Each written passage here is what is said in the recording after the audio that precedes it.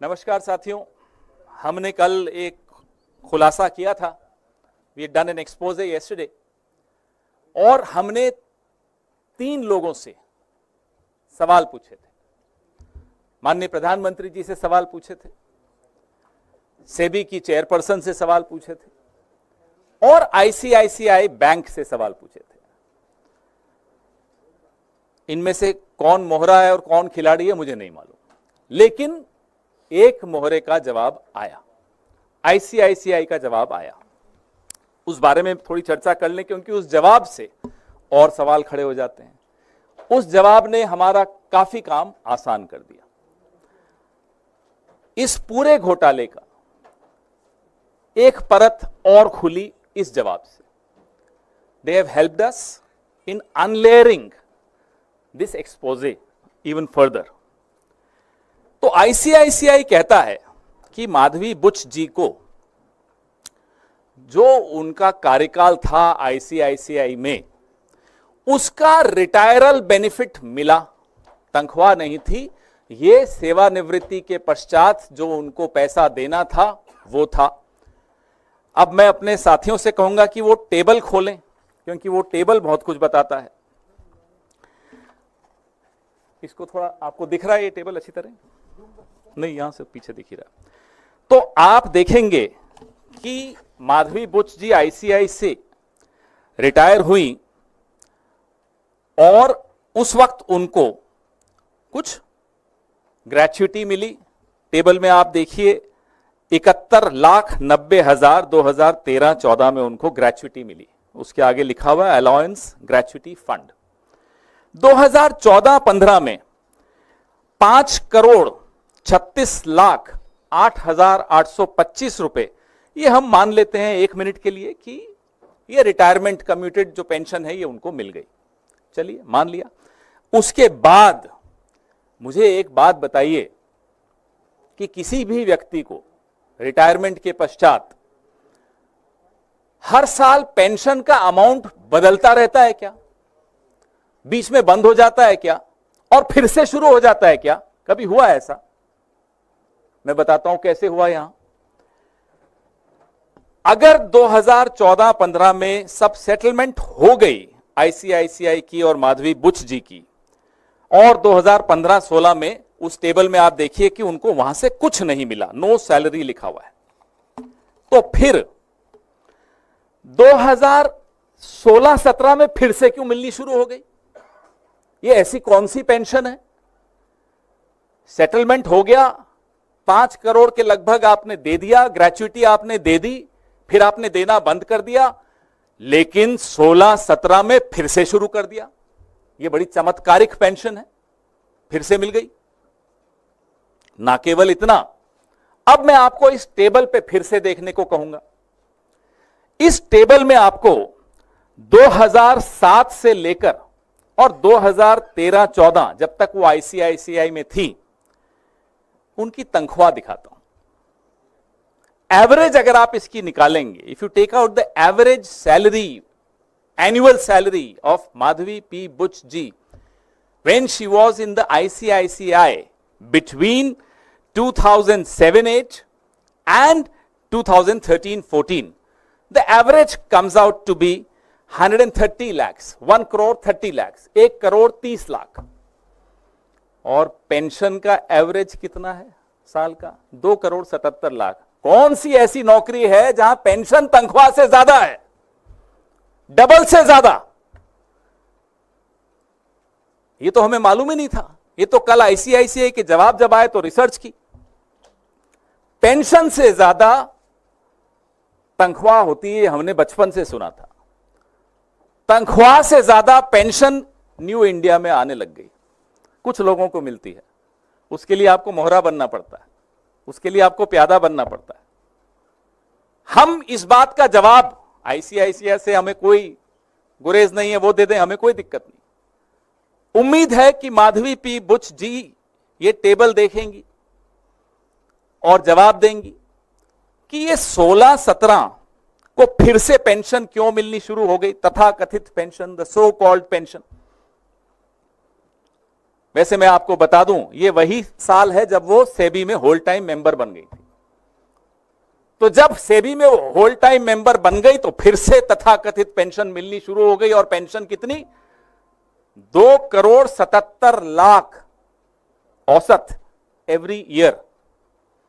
तनख्वाह कितनी थी? मैं फिर से दोहराता हूं, 1,30,00,000 सालाना औसत तनख्वाह 2007-8 से लेकर और 2014-15 तक। ऐसी नौकरी हम सबको भी मिलनी चाहिए जहां पेंशन तनख्वाह से ज्यादा हो। अब उन्होंने दूसरा मुद्दा आईसीआईसीआई ने जवाब दिया ईसॉप्स का। यह बड़ा महत्वपूर्ण मुद्दा है। जो एम्प्लॉइज स्टॉक ऑप्शन है, आईसीआईसीआई कहता है कि हमारे एम्प्लॉइज इंक्लूडिंग रिटायर्ड एम्प्लॉइज के पास एक चॉइस होती है एक्सरसाइज करने की अपना ईसॉप 10 साल वेस्टिंग के बाद तक। ये आईसीआईसीआई ने कल अपने जवाब में कहा। अब मैं आपका ध्यान आकर्षित करता हूं, जो उनकी ईसॉप पॉलिसी यूएस की, जैसे हमारे यहां सेबी होता है, यूएस में एसईसी होता है। अमेरिका की एसईसी की वेबसाइट पे आईसीआईसीआई ने जो अपनी ईसॉप की पॉलिसी डाली है वो तो कुछ और कहती है, हिंदुस्तान की वेबसाइट पे डाली नहीं। ये एक और सवाल है, आपने अपनी ईसॉप की पॉलिसी पारदर्शी तरीके से हिंदुस्तान की वेबसाइट पे क्यों नहीं डाली? चलिए, नहीं डाली होगी, कोई कारण होंगे। अब आइए आप, जो अमेरिका में एसईसी की वेबसाइट पे आईसीआईसीआई ने अपनी ईसॉप की पॉलिसी डाली है, वो कहती है कि former employees can exercise their ESOPs within a maximum of 3 months following their voluntary termination. अगर मैं आईसीआईसीआई से खुद इस्तीफा देता हूं या देती हूं, तो उस इस्तीफे की तारीख से 3 महीने के भीतर मैं अपने ईसॉप्स को वेस्ट कर सकता हूं, उसको मैं भुना सकता हूं, मैं ले सकता हूं। ये उन्हीं की पॉलिसी है, उन्हीं की वेबसाइट है, प्रेस रिलीज में लिंक है, खोल दीजिएगा, पढ़ लीजिएगा। तो ये 8 साल बाद माधवी बुच जी इस्तीफा देने के 8 साल बाद ईसॉप भुना रही हैं। ये कौन सी पॉलिसी के तहत भुना रही है? नई पॉलिसी कहां है, कौन सी वेबसाइट पे है? आईसीआईसीआई हमें बताए। We demand to know from ICICI. We can only go by the website of SEC where you have uploaded your policy which says that within 3 months of voluntary termination you can exercise your ESOPs. This lady in question, Miss Madhvi P. Buch, is exercising her ESOPs 8 years after she voluntarily terminated her services from ICICI. And strangely, the benefit that accrued to her coincided with her tenure in SEBI. अब जो share का value बढ़ा इस company की, उस बढ़ी हुई value में इन्होंने एक्सरसाइज किया अपना ईसॉप। और ये बड़ी अजीब सा संयोग है कि तब ये सेबी में थी। क्या ये लाभ, इस तरह का लाभ आईसीआईसीआई के बाकी तमाम कर्मचारियों को भी मिलता है? हम ये जानना चाहते हैं। या एक स्पेशल पॉलिसी है जो वेबसाइट पे भी नहीं है, वो कुछ लोगों के लिए है, कुछ प्यादों के लिए है, कुछ मोहरों के लिए है, किसके लिए है? मेरे आपके लिए नहीं है। अगर मैं आईसीआई में होता या आप आईसीआईसीआई में होते तो। लेकिन माधवी बुच जी 8 साल के बाद ईसॉप्स को एक्सरसाइज करती हैं। कौन सी पॉलिसी के तहत करती हैं, हम ये जानना चाहते हैं। फिर अब ईसॉप पे जो टीडीएस दिया, ईसॉप पे एक सवाल हम और पूछना चाहते हैं, मैं भूल गया, माफी चाहता हूं, कि जो ईसॉप्स आपने माधवी बुच जी को दिए वो कहां से दिए होंगे? वो एम्प्लॉइज ईसॉप्स ट्रस्ट से दिए होंगे, किसी का हक मार के दिए होंगे, और एम्प्लॉइज का आपने हक मारा और माधवी बुच जी को आपने उपकृत किया, उनको ऑब्लाइज किया। बताइए, अगर गलत है तो जवाब दीजिए। ईसॉप भी तो ट्रस्ट से ही आएगा। उस ट्रस्ट में जो ईसॉप्स हैं, अगर मैंने ज्यादा ले लिए तो विनीत जी को नुकसान होगा। कितने ऐसे कर्मचारियों को आपने नुकसान दिया और 8 साल बाद एक्सरसाइज करने का इनको अधिकार दिया, यह हम जानना चाहते हैं। अब आइए आप तीसरे और आखिरी मुद्दे पर। The last and the third point is the TDS on ESOPs. जो टीडीएस था ईसॉप्स पे आईसीआईसीआई ने दिया माधवी बुच जी के बिहाफ पर, हम ये जानना चाहते हैं कि क्या ये नीति, ये पॉलिसी तमाम आईसीआईसीआई के अधिकारियों और कर्मचारियों के लिए भी आप करते हैं कि उनका ईसॉप्स पे टीडीएस आप देते हैं?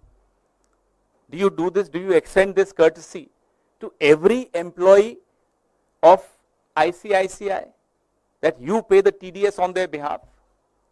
And ये जो TDS आपने दिया, जो अमाउंट है उस TDS का आपने पे कर दिया माधवी जी के बिहाफ पर, तो क्या वो माधवी बुच जी की इनकम में माना नहीं जाएगा? हम और आप इनकम टैक्स देते हैं, हम सब थोड़ा बहुत समझते हैं इनकम टैक्स को, और अगर वो उनकी इनकम में है, she should be tax for it. तो आईसीआईसीआई ने ये टीडीएस अमाउंट को टैक्सेबल इनकम में क्यों नहीं दिखाया माधवी जी की? ये इनकम टैक्स का नॉन कंप्लायंस है इनकम टैक्स एक्ट का। हम एक और आरोप लगाते हैं, नया आरोप है। हम इंतजार करेंगे, आईसीआईसीआई जवाब देना चाहता है दे, एसईसी को भी दे कि साहब हमने जो आपकी वेबसाइट पे पॉलिसी डाली है अमेरिका की वो अलग है, हिंदुस्तान में हमने वेबसाइट पे नहीं डाली, लेकिन यहां अलग पॉलिसी है, और यहां भी माधवी जी के लिए एक अलग पॉलिसी है, बाकी कर्मचारियों के लिए अलग पॉलिसी है ईसॉप्स की। बताएं, वी डिमांड टू नो। नहीं तो माधवी जी जवाब दें। हमने कल भी उनको आग्रह किया था कि आप खुद जवाब दीजिए, नहीं तो हम हर दूसरे दिन आएंगे, कुछ नई बातें करेंगे, कुछ नए खुलासे करेंगे, क्योंकि अभी तो ये शुरुआत है। As I said, this is the tip of the iceberg. आपके सवाल, ये टेबल वापस लगा दीजिए ताकि ये देखते रहें।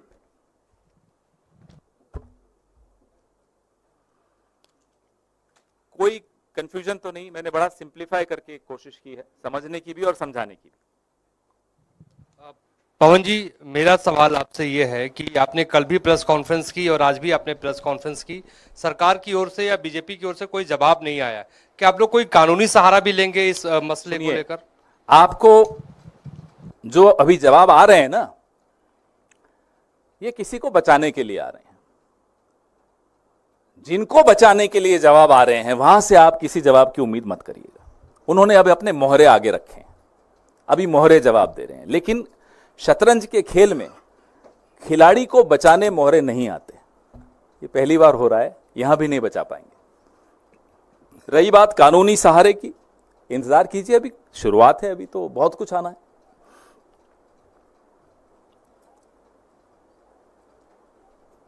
जी,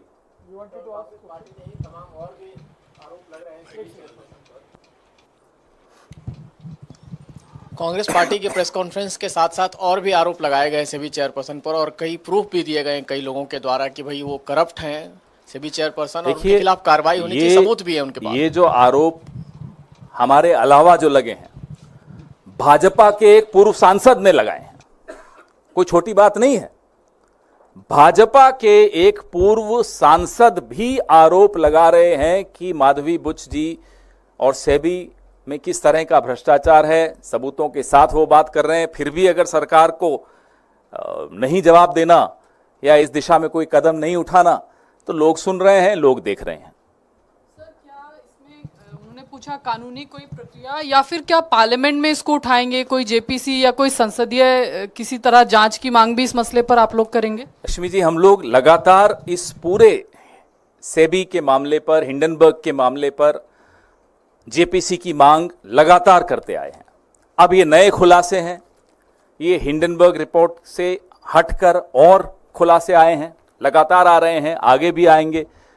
हमने पहले सोचा था कि हर 2 दिन बाद प्रेस कॉन्फ्रेंस करेंगे, लेकिन जवाब ऐसा मजेदार आया कि हमको लगा दूसरे ही दिन करनी चाहिए, वापस आज ही हम आ गए।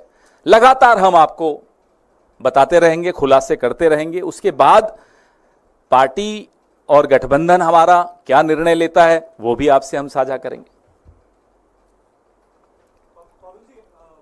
आप जिस चीज को सैलरी कह रहे हैं उसको आईसीआईसीआई बैंक रिटायरल बेनिफिट्स बोल रहा है, तो आपके ग्राउंड्स क्या हैं ये कहने के कि this is a salary? I told you, how can the so-called retirement benefits or retiral benefits or pension be more than the salary that she drew when she was working in the ICICI.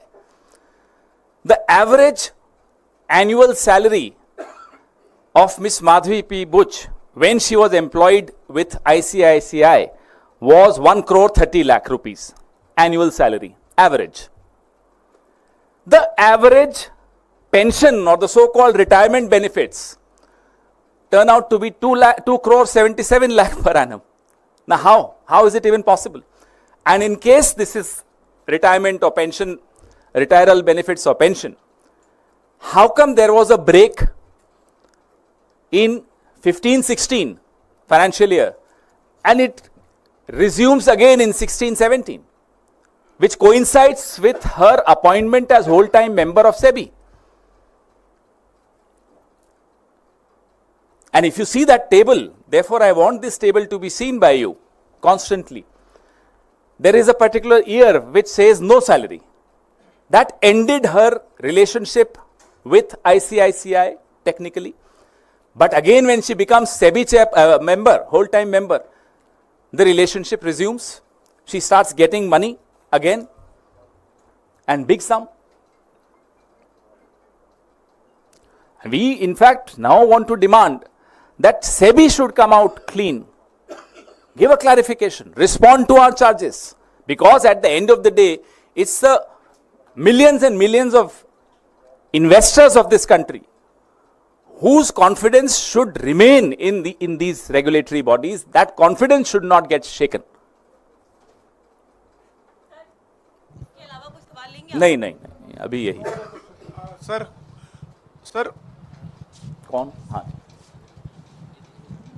इसके बाद आपका। सुभाष चंद्र जी से कुछ आपकी बातचीत हो गई है? उन्होंने जो आरोप लगाए, आपने जो सुना, हमने भी देखा।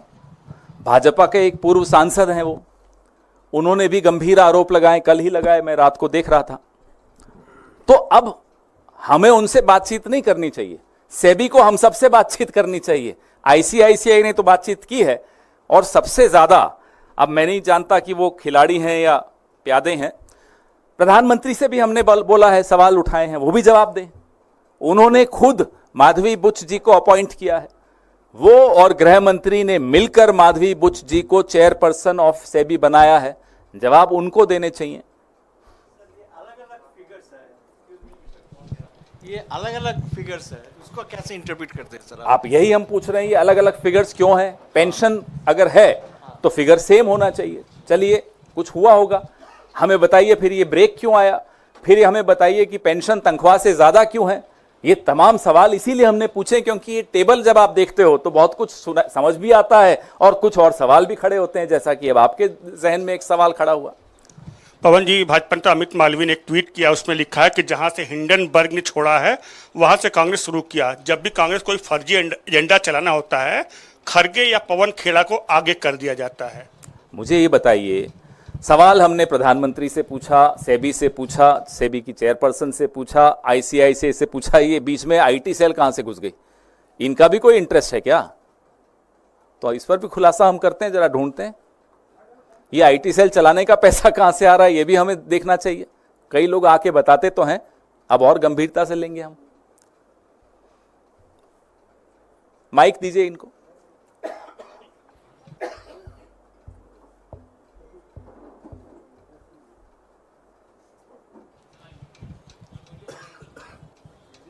नहीं, मीडिया से नहीं तो आपका क्या मतलब? नहीं, यू कांट आस्क ना, this is a press conference. I don't know why, what are you doing here? This is not your place. Right now, it's a journalist.